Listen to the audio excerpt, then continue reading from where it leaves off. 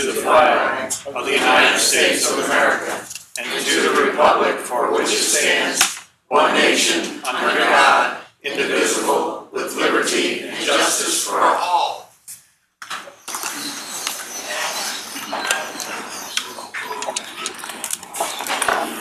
Please call the roll. Councilmember Irby? Here. Councilmember Page? Here. Councilmember Wassinger? Here. Councilmember Gray? Present. Councilmember Dolan? Here. Councilmember Tracus? Present. Councilmember Harder? Here. Mr. Chair, we have a quorum. I move for approval of the journal of the meeting of February 27, 2018. Second. All in favor? Aye. Opposed? Motion carries. We have no bid openings tonight, so we'll move to communications. Mr. Chair, there are no tax compromises, zoning matters, or road and bridge matters this evening, so I'll move to other communications. Under other communications, item number 1, First District. Receive, file, and the petition be referred to the St. Louis County Board of Elections for verification of signatures and to the County Councilor for review and recommendation. So ordered. Item number 2. Drop from the agenda, and that will be the order. And I will be talking to the Director of Administration about a way to process this remaining paper. Item number 3, 6th District. See, file, and the County Councilor be directed to prepare the appropriate legislation, please. So ordered. Item number 4, 1st District. Receive, file, and the County Council be directed to prepare the appropriate legislation. So ordered. Item number 5, 2nd District. Same motion, and that will be the order.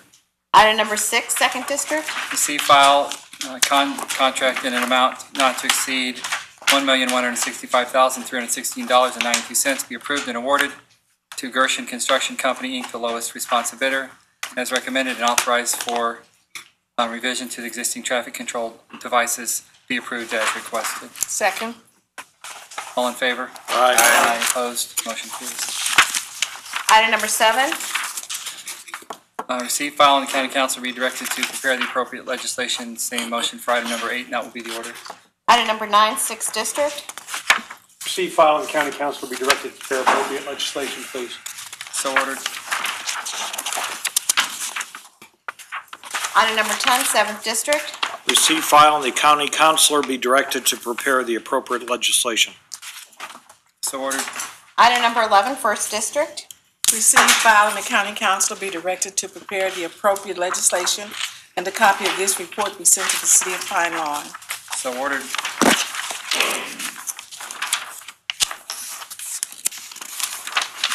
Add-ons. Item number 1, 5th District. Receive, file, and the County Councilor be directed to prepare the appropriate legislation.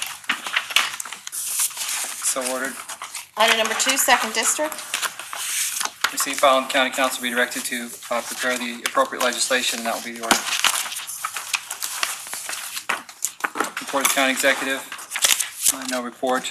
Public forum. We have 11 speakers this evening, Mr. Chair. Thank you.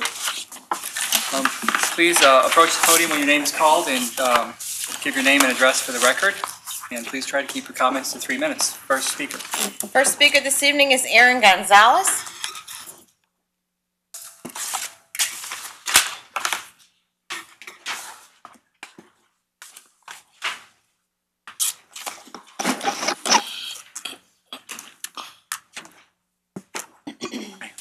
Hello, my name is Erin Gonzalez, and I live at 4046 Domenico Court in Bridgeton. I've been an employee of St. Louis County at the Justice Services for 11 years. It's been a few weeks since I last spoke, and I apologize that I'm only able to speak briefly and then return to my post. I don't want you to think I'm being rude, but this week, many of us wrote letters to our district representatives, and most of us received no response. I would like to thank my district representative, Chairman Page, and Councilman Dolan, who is one of the Justice Center's long-term volunteers, for reading and replying to my email from this week. I really do appreciate that you're listening, and I hope that along with those who have already committed to resolving this issue, we can get this done very soon. This is very much at the forefront of the minds of the 55 employees who were given only a 3% increase with the initial Proposition P. I personally still have not heard anyone explain as to why the funds were distributed in such a manner. Is there something that I'm missing? Do we not work hard enough for St. Louis County? I know that I am constantly at risk of attack by released inmates, their family members, and the public. Yesterday, an inmate was released and asked me to retrieve some papers that he had left behind in his cell. When I called upstairs, the cell had already been cleaned and all the paperwork, etc., had been thrown away. The man became very irate and began to threaten me. He was verbally abusive and threatened to get me if I did not get his belongings. Another instance of public safety that can occur in the lobby happened just the other night. My coworker was alone, and one of our visitors, while upstairs in the visit, started having a seizure. Not only did she have to alert St. Louis County Police Security that there was a medical emergency, but she had to follow protocol to alert Justice Services watch commanders and then direct emergency responders to the scene, all while maintaining the security of the lobby desk and the other visitors still in their visits. This is a constant for those of us at the lobby desk. I say this not to shock you, but to emphasize that the entire jail staff deals with public safety. I ask you to please quickly and fairly resolve this issue. It's been almost 4 months and we're still waiting. Thank you so much for your time. Thank you. I would just like for you to know, first of all, the council had nothing to do with how those pay raises were distributed. And we understand that. Okay, and we're working on a bill, it's in the process, and we should have one next week that will address the raises. And we thank you. Okay, All right, thank you very much. Thanks. Next speaker is Tom Applebaum.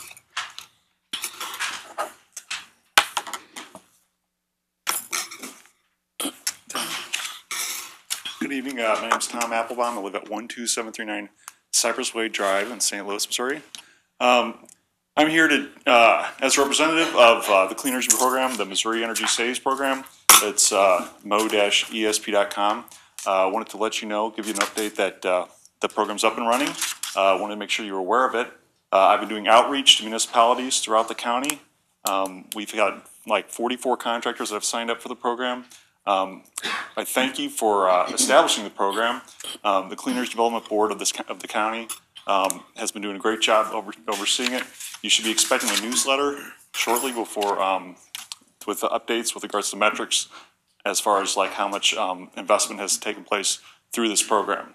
So if any of you have any questions with regard to the program, I encourage you to go to the website or reach out to me directly and ask me any questions that you have.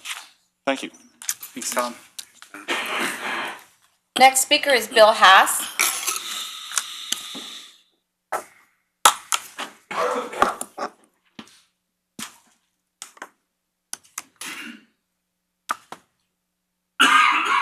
Good evening. This was 3 minutes at the library and it's 4 minutes in real time, but I've been working on it a long time, so I hope you'll be kind. My name is Bill Haas, 4396 McPherson in St. Louis. What I'm here to speak to you about may be the hardest thing I've ever tried to do in my life and the most important, and I can't get any traction, so I'm here to ask for your help. Let me tell you who I think I am and why I'm here. My name is Bill Haas, and I'm pretty much of a nobody, though we all are somebody, of course. I'm in my 4th term on the St. Louis Elected School Board, and I recently filed for the Democratic nomination for Congress in Missouri 2nd District, which includes part of Clayton, of course. I won this primary 10 years ago in a competitive 5-person race, and I may again this time. The general election against Ann Wagner will be more challenging. Over the course of my 40-year political journey, I've tried to have good ideas from time to time. And for years, pretty much since the death of my friend Tom Schweik, when I got tired of people killing themselves and others for no apparent reason, an issue of my platform has been the idea of public service announcements 24/7 on the radio and TV and other media for the rest of our lives, asking people who are thinking of hurting themselves or someone else to come in from the cold and let us help them. Basically making it socially unacceptable to hurt yourself or others without first asking for help. I believe that people are basically good at heart and no one wants to hurt themselves or others if they have options. We need to give them another option. Then recently, even before the Florida tragedy, after several local deaths, I moved this issue to the top of my list for Congress, and as of last week have been running radio commercials about it on several radio stations. I also wondered if there was time to introduce a bill to this effect in the legislature. And when I learned that there was, I reached out to several Democrats, senators and representatives, and no one was interested in doing anything, so I reached out to Republicans. And when I filed in Jeff City last week, I visited several offices. I even called Ann Wagner's D.C. office to ask if she cared to help me lobby for this with the legislature, but I never heard back. When no bill was introduced, I was going to give up until I got to Congress, if I did. And then at the center of Clayton, where I work out, I got talking to my friend, Clayton Alderman Ira Berkowitz, and he said that I should bring it to the county council. But I said that as important as this idea was, I couldn't be peddling it around like some Beyonce tour. And then my friend Victor reminded me that I could do worse than a Beyonce tour. So when I read last week that Clayton Mayor Harold Sanger had spoken to you on this same general issue, I decided to bring my idea to you and ask you to adopt it as your own and run with it. So again, my idea is public service announcements, which is the key, since a violence prevention hotline, like a suicide hotline, does no good if people don't know about it or use it. We need to tell them that we care about them. Bill, can you summarize your comments? You're going to tell us about your idea? I can. We need to tell them that they're not alone. We care about them. Others have been there too. There are a lot of details to be worked out. We need a dedicated phone number, and we need a support network to back it up when they call. We won't get them all, but we'll get a lot, and we need to try. If St. Louis County does it, other municipalities and counties will follow, and if it works, as I think it will, other states will join in. You know what they say, all that it takes for evil to succeed is for good people to do nothing. So I ask you not to do nothing, and let's stand and deliver, put it on the table, and see if St. Louis can be the first place in the nation to reach out to the people who are waiting for us. Thank you very much. Thanks, Bill. Next speaker is Ashley Callahan.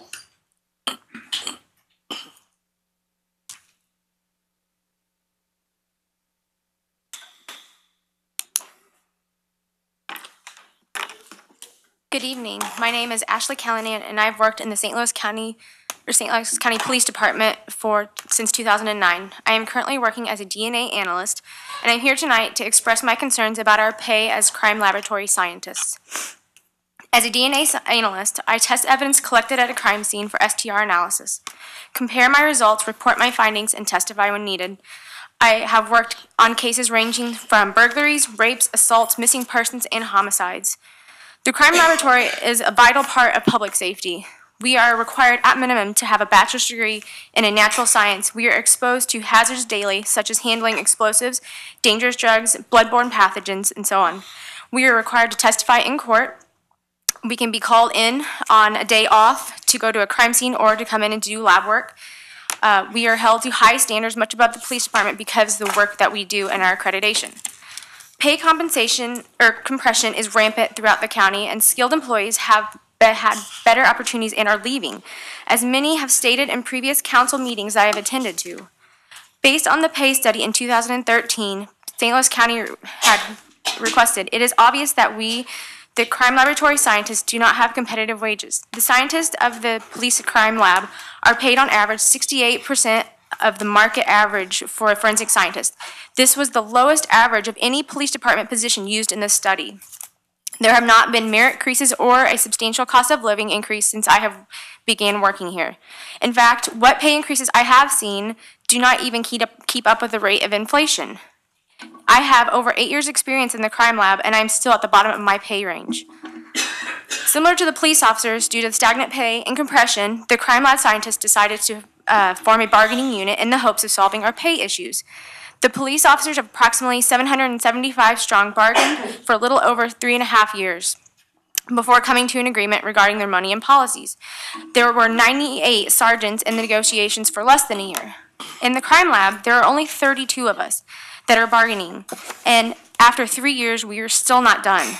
In my opinion, this is outrageous. If the officers had to bargain at the rate per employee we are, it would have taken them over 70 years to bargain. The sergeants were done in less than a year and have 3 times the amount of people that we do in our unit. While in bargaining, the police department received a 7% raise in 2015, and they were still allowed to bargain. We were not given that same consideration. At the beginning of this year, all of the police department civilian employees were given a 7% raise, except for those in the bargaining unit, which were the crime laboratory scientists. Additionally, supervisors within the crime laboratory were reclassified along with the 7% pay raise. Once again, the scientists were not reclassified and didn't receive the raise. This puts our direct supervisors 3 pay scales above us. The fingerprints unit was reclassified this year as well, where we were asking to be. They are the closest department that resemble the work and processes that we perform daily in the crime lab. That's 3 minutes, Mr. Chair. You wrap up. Yeah, clearly the county has recognized that these positions are being underpaid but are not addressing us. After seeing all the things that the county has left out, it begs the question, are we being punished for being in collective bargaining? I want the individuals in charge of our pay and classification to explain to me, my coworkers, and my family who are here why we are not being treated equally and paid competitively. Thank you for your time, and I am hoping for a quick resolution. Thank you, Ashley. Thank you. Next speaker is Robert Callahan.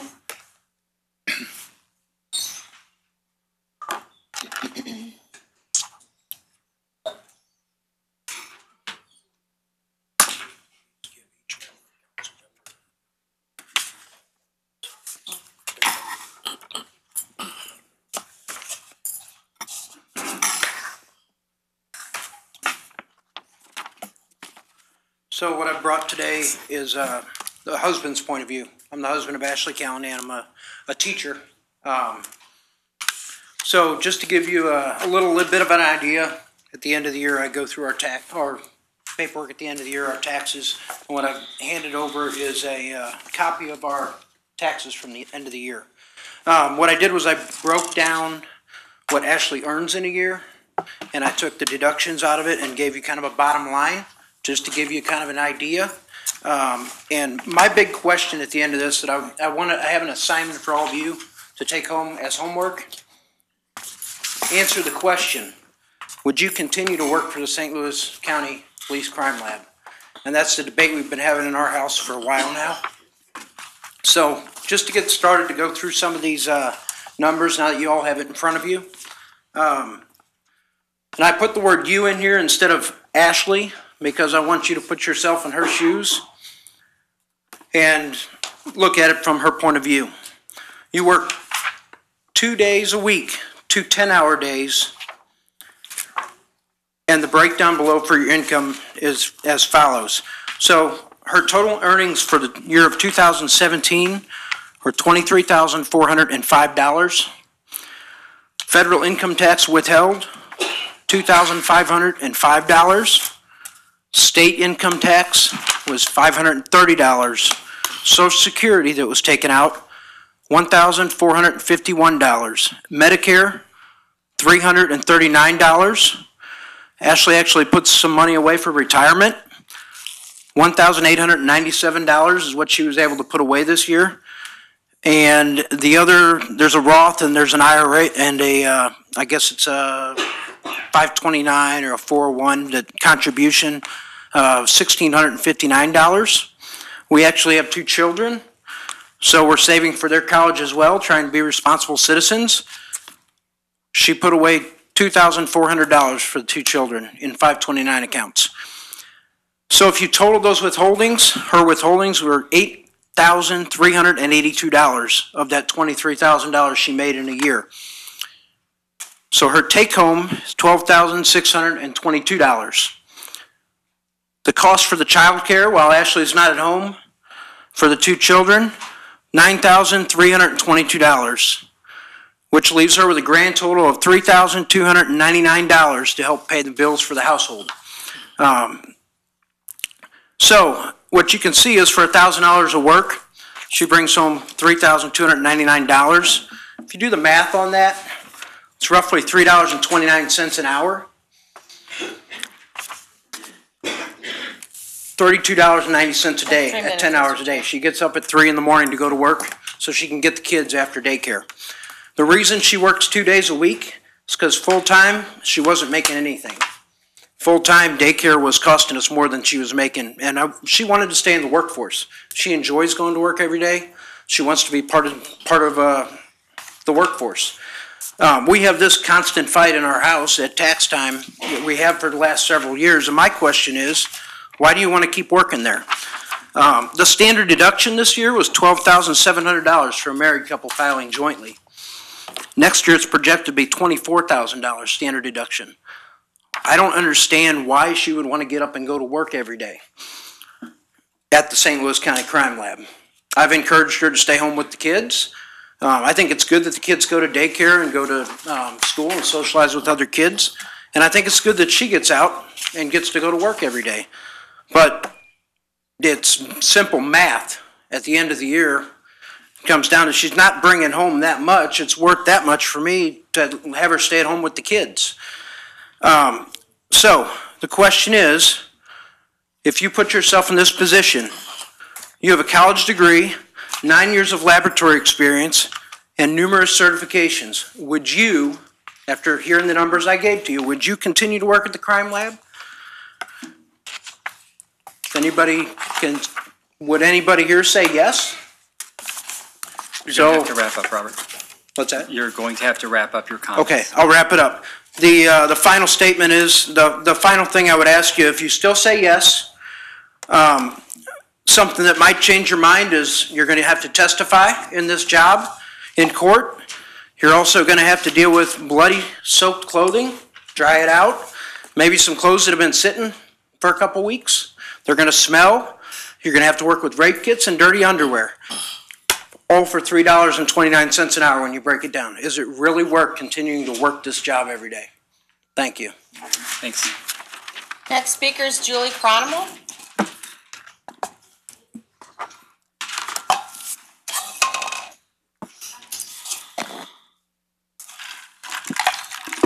Good evening, members of the council. My name is Julie Carnival. I have been employed by St. Louis County since 2012 as a forensic scientist in the police crime laboratory. I spoke back in November and am here again this evening regarding the same pay issues, as our issues have still not been addressed. We are currently the only members of the police department that have not received a raise. For years, our supervisors have requested merit increases based on good performance evaluations. Our deputy director has requested our positions be reclassified to bring us closer to market average pay. Like the rest of the departments, those requests were always denied due to lack of money. Therefore, we formed a bargaining unit to address three main goals: reclassification, correct compression, and prevent future compression. As you are aware, officers have successfully bargained for these three same issues, and they went into effect at the beginning of this year. Why are these issues not being addressed when it comes to the professional staff? I would like to lay out our general timeline and see if you can answer why it is taking so long to address our unit. In 2015, we began to bargain with the county to address those three main issues. Money discussions were pushed off as funding was not available. In April of 2017, Prop P passed. By October of 2017, the recommended budget that incorporated expected Prop P funds was released, and we were not addressed in this budget. County informed us that we would receive 3% that was recommended for all professional staff and would continue to bargain.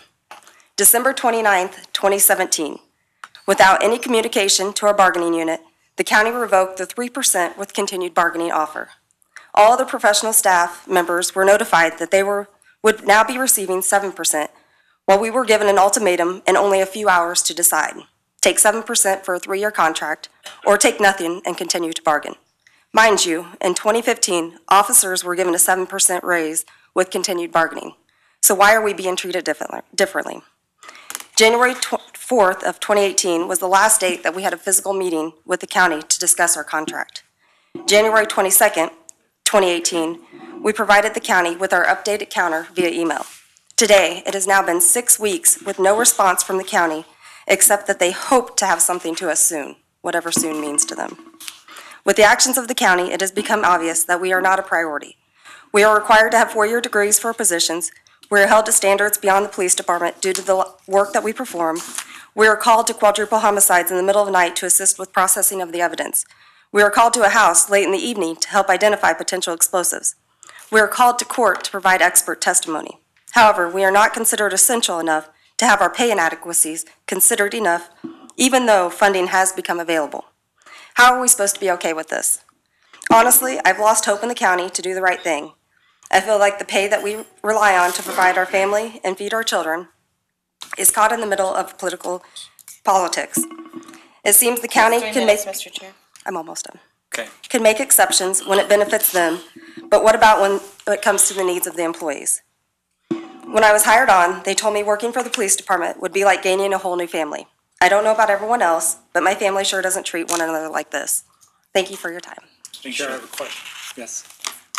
Do you know who your counteroffer was directed to and who's bargaining on behalf of the county? Carl Becker. Thank you. Yes, thank you. Next speaker is Al Garber.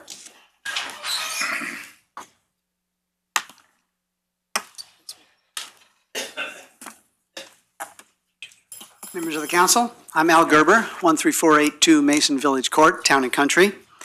I'd like to speak about the animal shelter tonight. I couldn't come in the past meetings when it was under discussion.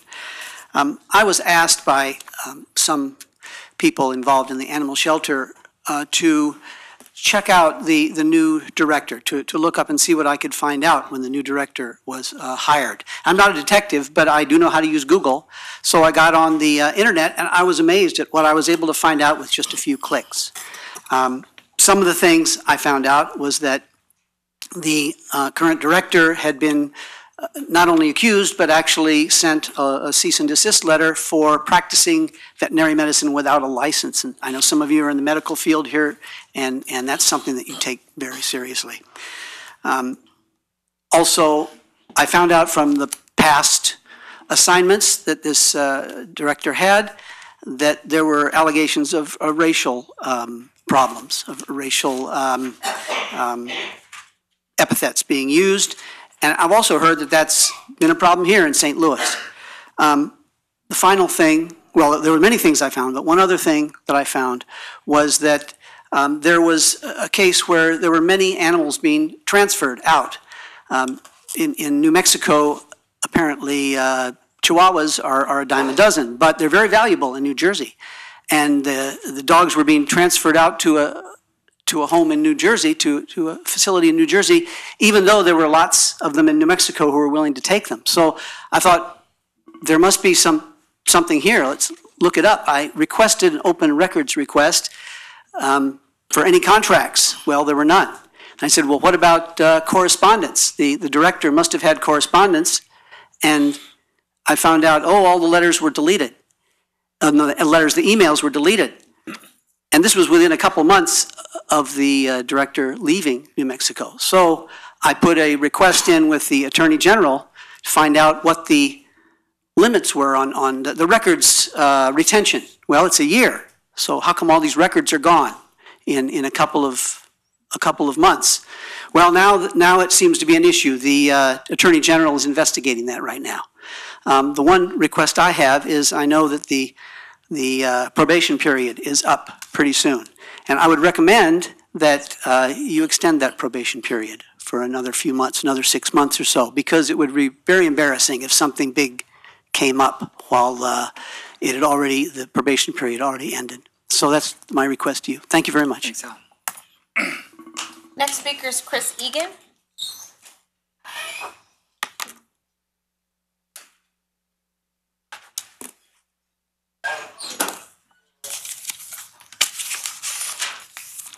Hello, my name is Chris Egan. I live in Green Park, Missouri in St. Louis County, 63123. I've been a corrections case manager for the Department of Justice Services for 28 years, and I'm here to address the pay raises resulting from the passage of Prop P. The raises in our department were arbitrary and unethical. The highest paid employee in Justice Services received a $13,000 a year raise, while the lowest received an $800 a year raise. No one has been able to explain to me in any believable way why employees in Justice Services above and below my position received a 16 to 22% increase, yet I received 3%, or why employees in comparable positions in the prosecuting attorney's office received a 9% raise. I deal with, and have dealt with the same offenders that the police and correction officers do, and my position affects public safety on a daily basis. I heard what you said about introducing a bill, and I'm asking everybody to please, please pass the bill and do the right thing. Thank you. Next speaker is Leanne Fritch.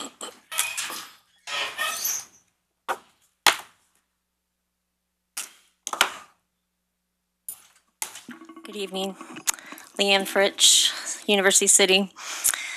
I've come before you numerous times in the last 6 weeks to express my concerns with St. Louis County Animal Control and ask that you look into the matter. Thank you to the council members who have taken the time to visit the facility. Although I do want to point out that while some of you and your staff stated you received tours of the entire facility, it appears that is not the case. It was reported one person saw approximately 50 dogs when he visited, yet there were close to 160 dogs on the premises at that time. Thus, it doesn't seem council members and their assistants are getting a tour of the entire facility, and in fact are seeing less than half of the animals housed there.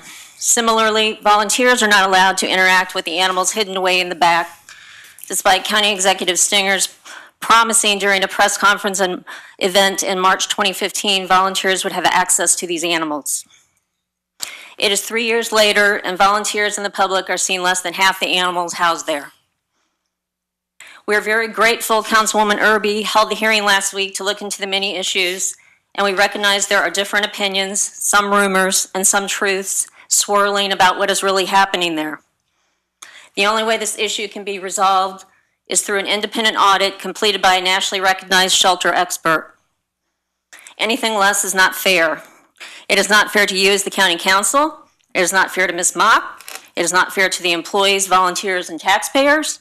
And most of all, it is not fair to the animals.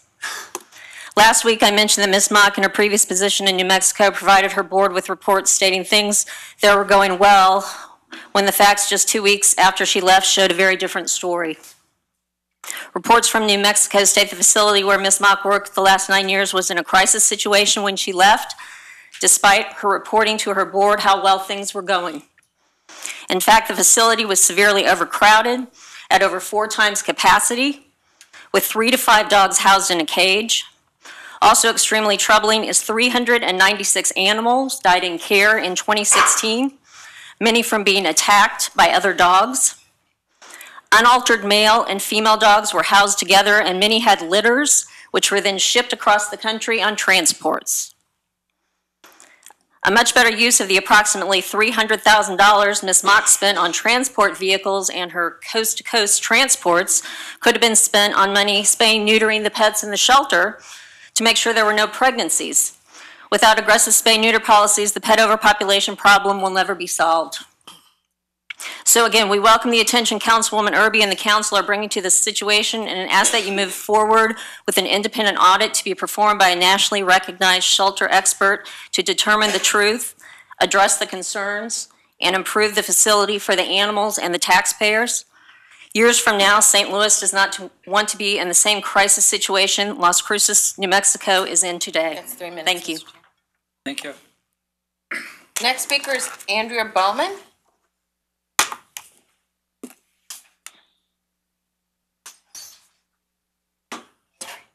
Hello, my name's Andrea Bowman. I live at 12005 Spruce Haven Drive, St. Louis, Missouri. My husband and I are here tonight as an advocate for the animals at the St. Louis County Pet Adoption Center. We are relatively new to this process as far as the meetings go. We did go to an advisory board meeting a couple of weeks ago, and this is our first meeting to come here. I have sent 2 emails to Mr. Stenger, but I've had no response. We have volunteered at the Pet Adoption Center for 2 years, and we've enjoyed it. We've gotten involved. We've been to 2 trivia nights working as volunteers. We've been to a wonderful Wednesday that's held here on the grounds. We used to help the photographer take pictures of the animals to help promote adoptions of them. As far as I know, the photographs are not being taken anymore, and I don't know why. But anyway, we are very concerned with what is going on there and the downhill spiral that seems to be happening since the director took over a few months back, a different director. The cages are not always clean. There's feces, there's urine. Sometimes the odor is really foul, and it's horrible for these pets to have to live in this situation. The dogs aren't walked routinely. Volunteers walk dogs as much as they can, and I know they've lost a lot of staff since the director took over, so I'm sure that that's an issue too. It's my understanding we don't even have a vet on staff. The director who said she was a vet apparently isn't a vet, a licensed vet. And then communications to the volunteers has changed since this person took over. It used to be a relatively pleasant place. We would have meetings. We would be told, you know, if there were changes and which dogs we could walk. We would have training sessions, which some of those are still going on. But there is a definite change. So I want to make it clear that Lisa Langeneckert, who is the volunteer coordinator there, is a ray of sunshine. She's always pleasant, she's helpful, but she's unfortunately not there all the time. But she is not part of this issue. So I would suggest, as has been suggested before, that maybe they would extend the probationary period for this current director, please. And I appreciate you all for whatever you can do. Thank you very much. Thanks. Final speaker this evening is Floyd Blackwell.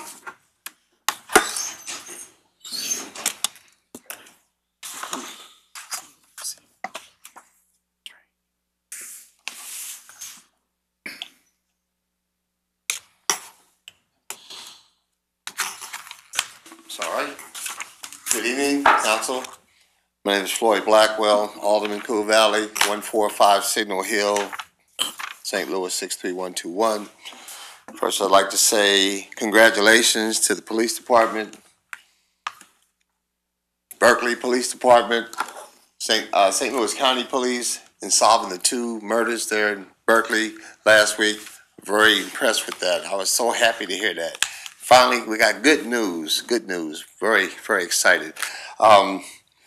Mr. Haas mentioned something about people committing suicide. And my next thing is the violence over in North County. And I'm wondering, can we have a summit on violence? Is there any way we can come up with a summit on violence in St. Louis County? And maybe we can put our heads together and maybe figure out ways of deterring some of it, you know, curving it back, stopping some of it, even up to and including putting an end to it. I don't think you can ever really put an end to violence. People violent behavior. We live in a violent society. But I would like to see you come up with a summit to help the situation, at least to address it, to talk about it, you know.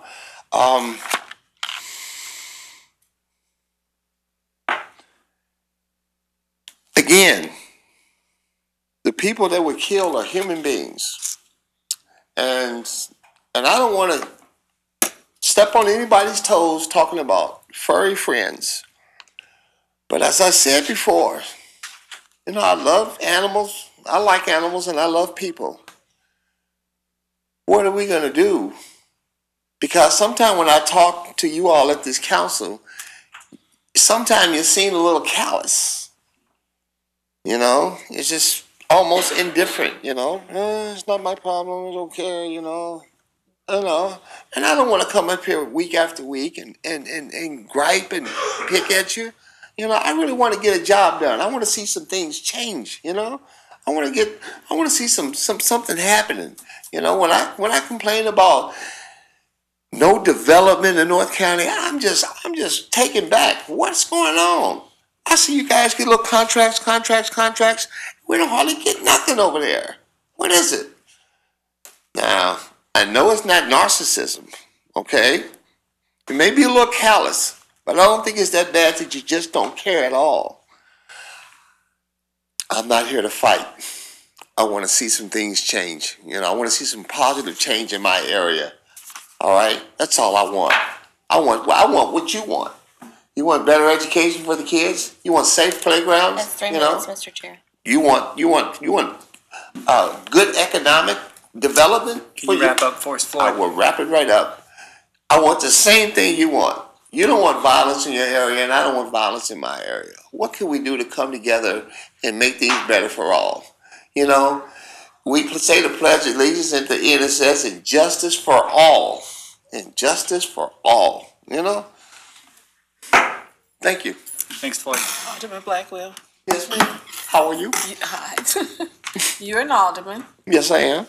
and you can organize a summit. You represent quite a few people, Yes. and I would be happy to help you if you organize a summit. So you can do some things as well.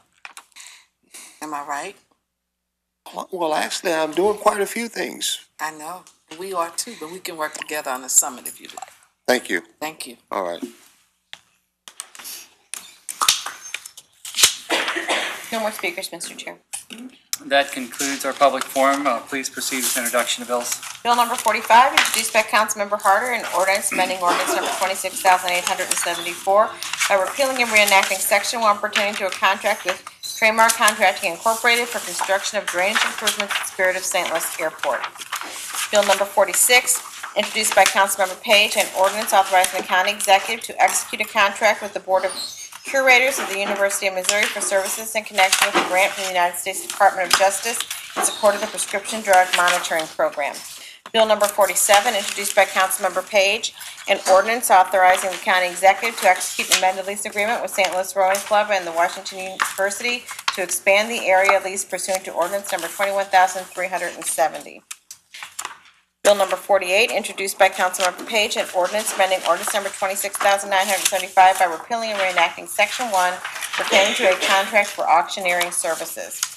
Bill number 49, introduced by Councilmember Page, an ordinance authorizing the execution of a contract with Bick and Kistner PC for legal services. Mr. Chair, that is all the bills. Perfection. Bill number 305, introduced by Councilmember Harder. Please hold. Bill number 305 is held. Bill number 307, introduced by Councilmember Harder. Please hold. Bill number 307 is held. Bill number 350, introduced by Councilmember Erby. Please hold on the RFP. Bill number 350 is held. Bill number 32, introduced by Councilmember Page. Please hold. Bill number 32 is held. Bill number 33, introduced by Councilmember Page. Please hold. Bill number 33 is held. Bill number 34, introduced by Councilmember Page. Please hold. Bill number 34 is held. Bill number 35, introduced by Councilmember Page. Please hold on the order of business. Bill number 35 is held. Bill number 36, introduced by Councilmember Erby for Councilmember Page. I move to perfect Bill number 36. Second. All in favor? Aye. Opposed? Bill number 36 is perfected. Bill number 37, introduced by Councilmember Erby for Councilmember Page. Move to perfect Bill number 37. Second. All in favor? Aye. Opposed? Bill number 37 is perfected. Bill number 38, introduced by Councilmember Erby. Please hold. Bill number 38 is held. Bill number 39, introduced by Councilmember Wassinger and Councilmember Erby for Councilmember Page. I move to perfect Bill number 39. Second. All in favor? Aye. Opposed? Bill number 39 is perfected. Bill number 40, introduced by Councilmember Erby. I move for perfection of Bill number 40, sorry. Second. All in favor? Aye. Opposed? Motion carries. Bill number 40 is perfected. Bill number 41, introduced by Councilmember Tracus. Move to perfect Bill number 41, please. Second. All in favor? Aye. Opposed? Bill number 41 is perfected. Bill number 42, introduced by Councilmember Dolan. I move to perfect Bill number 42. Second. All in favor? Aye. Opposed? Motion carries. Bill number 42 is perfected. Bill number 43, introduced by Councilmember Erby for Councilmember Page. Move to hold Bill number 43. Bill number 43 is held, and we will schedule a hearing. Did you want to order that refer to a specific committee, Mr. Chair? Not yet. Okay, thank you.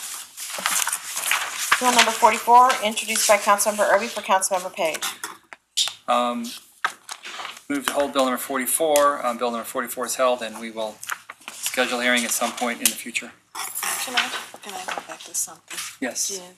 On Bill number 38, regarding animal control, I am going to ask Peter for a substitute bill. So I'll get that. Great. Thank you. Okay. Thank you. Okay. Final passage. Bill number 353, introduced by Councilmember Page. Move to hold Bill number 353. Bill number 353 is held. Bill number 2, introduced by Councilmember Page. Move for final passage of bill number 2. Second. Roll call.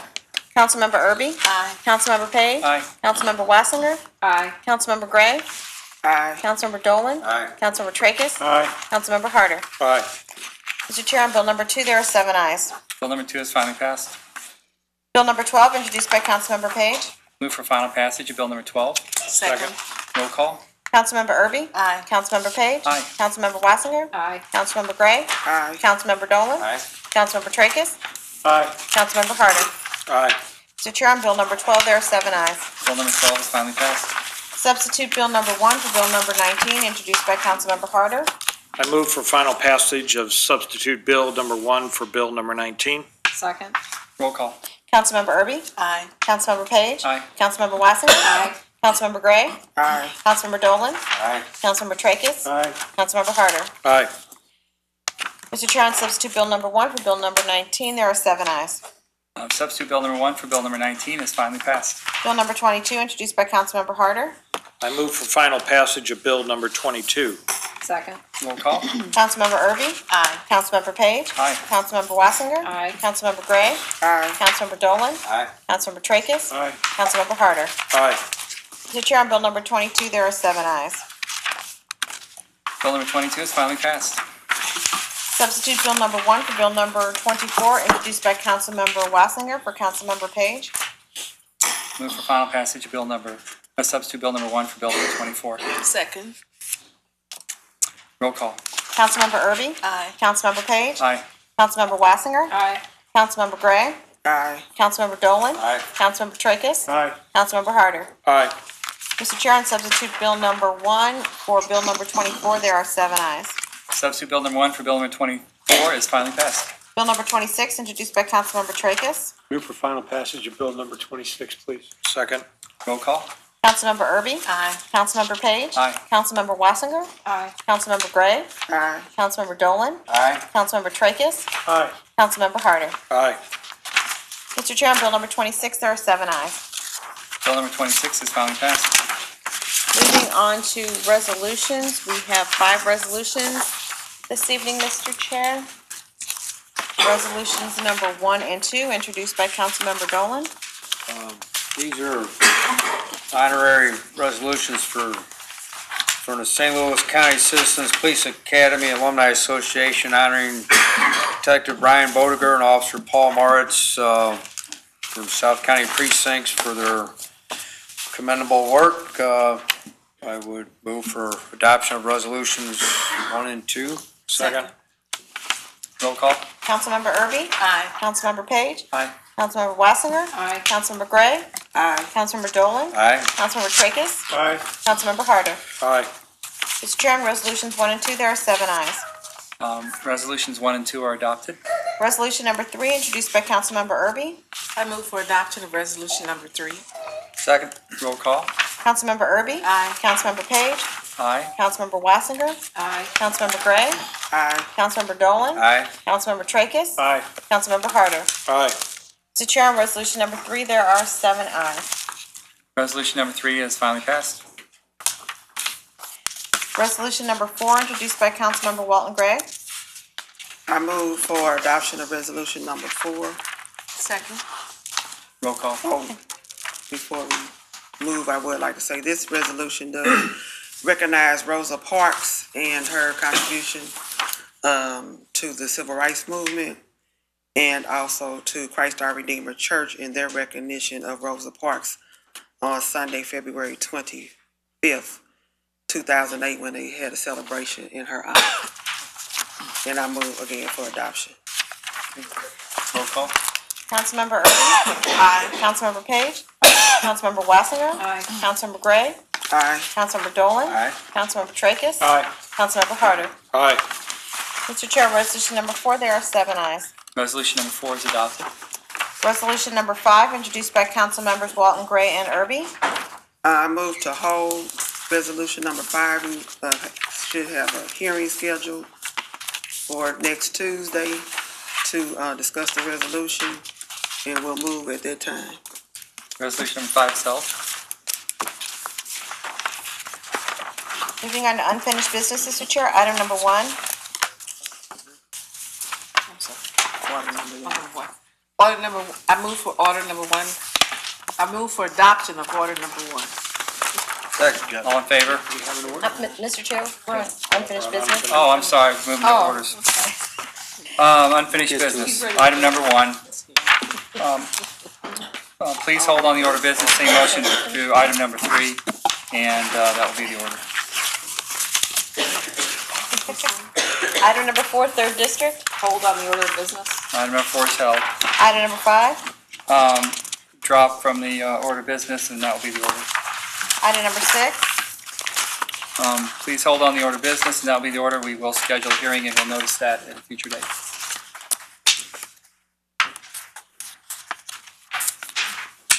Are you referring that to the committee of the whole, Mr. Chair? Eventually, yes, but not yet.